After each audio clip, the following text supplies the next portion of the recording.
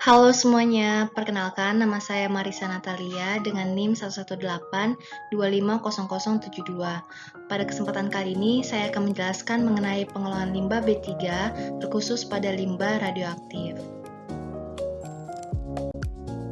Sebelumnya, limbah B3 itu apa sih?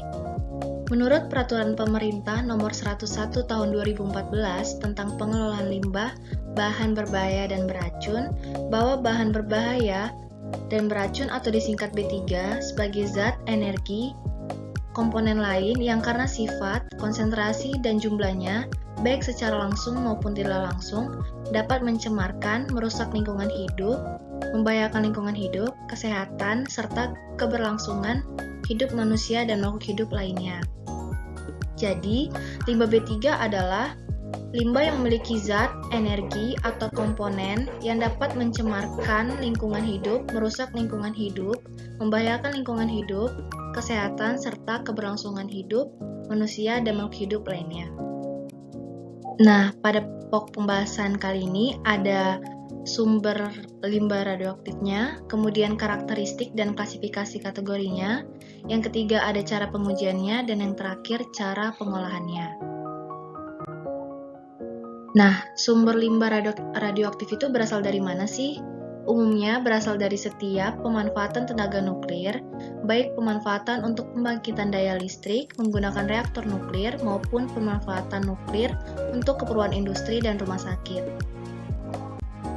Nah, untuk klasifikasinya, menurut Undang-Undang Nomor 10 Tahun 1997 tentang Ketenagaanukliran mengklasifikasikan limbah radioaktif menjadi 3 jenis, yaitu yang pertama, limbah tingkat rendah atau low level waste, biasa disingkat LLW, yang kedua, limbah tingkat sedang atau intermediate level waste, atau biasa disingkat ILW, dan yang terakhir adalah limbah tingkat tinggi atau high level waste, biasa disingkat HLW.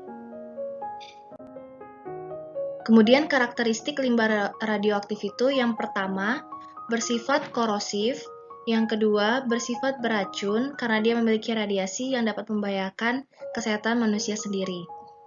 Yang ketiga, mudah meledak karena limbah radioaktif ini apabila berada pada suhu dan tekanan melebihi standar maupun normal, dia akan mudah meledak. Dan yang terakhir adalah bersifat reaktif. Kemudian cara pengujiannya, yang pertama ada spektrofotometri UV-VIS, yang kedua ada spektrofotometri serapan, yang ketiga ada spektrofotometri emisi, yang keempat ada XRF atau X-ray fluorescence, yang kelima ada spektrofotometri serapan atom atau disingkat AAS, dan yang terakhir ada spektrografi emisi. Untuk spektrofotometri UV-VIS, spektrofotometri serapan, dan spektrofotometri emisi, ini biasanya untuk konsentrasi yang lebih rendah. Sedangkan yang untuk XRF, spektrofotometri serapan atom, dan spektrografi emisi biasanya untuk konsentrasi yang lebih tinggi. Nah, kemudian bagaimana sih cara pengolahannya?